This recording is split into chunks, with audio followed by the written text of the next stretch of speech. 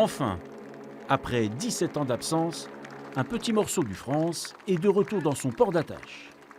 Inauguré en fin d'après-midi, ce nez, dans sa couleur d'origine, témoigne du passé, mêlant regret et nostalgie chez les anciens navigants. Parmi eux, le dernier commandant. À l'époque du France, oui, ça sûrement. C'était une époque glorieuse, enthousiasmante, énergisante. Les gens ne se plaignaient pas, tout le monde était fier. C'était différent, quoi.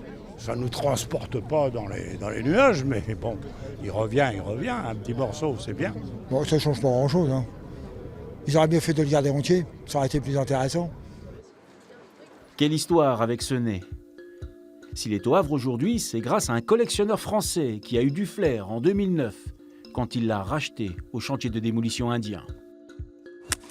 Le France au Havre, c'est toute une époque, les années 60 et 70. Des générations ont suivi ses péripéties tragiques et glorieuses. J'étais gamin au lycée, et on avait eu un jour de congé pour venir le voir arriver la première fois. Donc c'est quand même quelque chose... oui, il y a un peu de nostalgie, oui bien sûr. Mais je l'ai vu repartir pour la dernière fois aussi. Lors du grutage, les curieux de tout âge étaient déjà nombreux, signe que ce bateau n'est vraiment pas comme les autres. Le France, en tant que Norway, ça a été le tout premier navire de croisière, reconverti comme un navire de croisière. Et beaucoup de gens le voient comme la concrétisation de l'invention de la croisière moderne, justement. C'est pour ça que je pense que c'est vraiment un élément énorme pour le port du Havre de l'avoir récupéré. L'emplacement choisi pose tout de même question.